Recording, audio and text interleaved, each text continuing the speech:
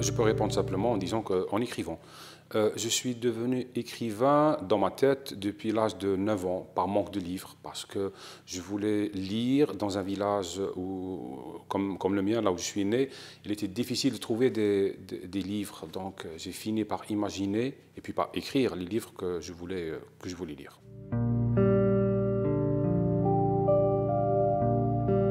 Alors là aussi, c'est une hiérarchie de réponse, c'est-à-dire on écrit pour soi-même, c'est normal parce que l'écriture c'est un exercice narcissique. On écrit aussi pour séduire un certain cercle. Hemingway disait qu'on écrit toujours sur le regard de quelqu'un qui soit vivant ou mort. J'essaye d'écrire sous le regard très exigeant de mon père peut-être, ou d'autres personnes. Donc j'écris aussi pour ce cercle-là, mais c'est à l'intime, je ne me l'avoue pas. J'écris aussi pour exposer des idées, donc pour les gens qui sont autour de moi, en Algérie, dans le monde dit arabe, en France maintenant et dans le reste du monde. J'écris pour témoigner et en même temps j'écris pour... J'aime bien répéter cette expression. Je dis que j'ai envie de laisser quelque chose de plus développé qu'une pierre tombale.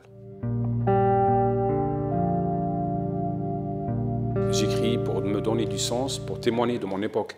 Je pense qu'au minima, l'écrivain, là où il ne peut pas changer les choses, là où il n'a pas les moyens d'influer sur le réel, sur les événements, il peut au moins témoigner. Et ça fonctionne toujours. Je veux dire, dans les heures les plus sombres, par exemple, à l'époque du goulag ou du bloc communiste ou du fascisme nazi, etc., les écrivains qui étaient coincés en prison, dans des coins sombres, dans la solitude, écrivaient, alors qu'il n'avait pas de public immédiat. Cela veut dire que dans l'écriture, il y a un besoin de témoigner de son époque. Et c'est ce qui reste. La nuit passe, ce qui reste, c'est le geste d'avoir allumé une allumette. C'est ça ce qui est intéressant. Je pense que témoigner vous donne de la dignité et protège en vous ce qui reste de vous ou chez les autres d'humain.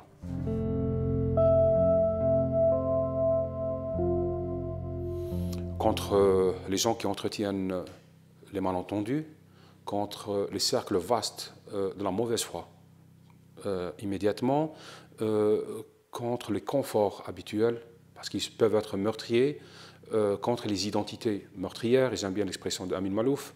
J'écris aussi contre les réponses toutes faites, les réponses qui précèdent mes questions, en règle générale.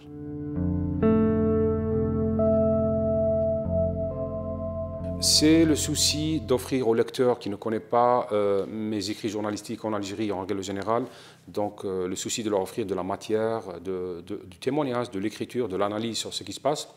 La deuxième raison est que pour nous les Algériens, tout ce qui se passe dans le reste du monde participe un petit peu du remake de ce qui s'est passé chez nous pendant les années 90. Et je voulais que ces écrits-là participent à éclairer peut-être certains enjeux chez vous, à essayer d'apporter des éléments de réponse à certains questionnements qui se posent chez vous maintenant. Choix entre liberté et sécurité, entre démocratie et radicalisme, populisme et élitisme, que faire face à l'attentat, que faire face à la mort, en quoi nous sommes complices de la violence, etc. Donc je voulais offrir au lecteur quelque chose qui soit de l'ordre du témoignage sur une époque que nous avons vécue en Algérie il y a 20 ans et que tout le monde vit maintenant. Le souci aussi, c'était de résumer plus ou moins ma manière de traiter les grandes questions qui se posent à moi. La sexualité, le corps, la femme, la mort, l'architecture, la façade, la proximité. Donc autant de sujets que maintenant je partage avec beaucoup de lecteurs dans le reste du monde. On me pose souvent cette question et chaque fois je réponds et toujours, et je répondrai ainsi jusqu'à la fin, c'est Mémoires d'Adrien de Yourcenar. Pour moi, je pense que c'est le roman majeur que j'ai rencontré dans ma vie d'un point de vue stylistique.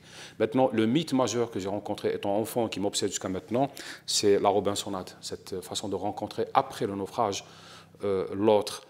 La Robinsonade, c'est une version à la première personne du singulier du déluge de Noé.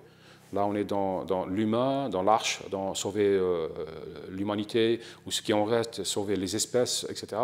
Et dans Robinson, c'est Noé tout seul. Et j'aime bien cette version des choses. Alors, le mot favori, j'hésite entre universel et intime. Alors, si je trouve quelque chose entre les deux, ça serait bien.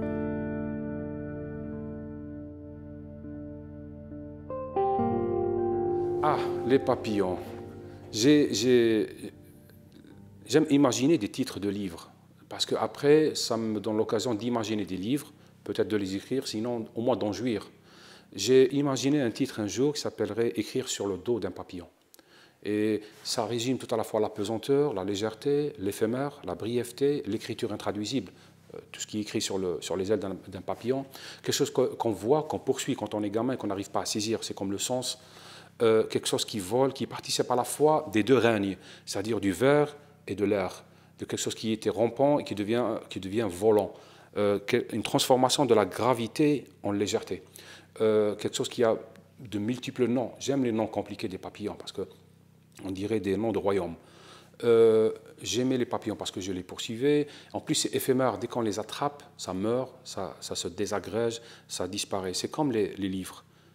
Les livres, quand on les écrit, bon, ce sont les autres qui vont les lire, mais pour soi-même, ce sont des papillons qu'on a attrapés.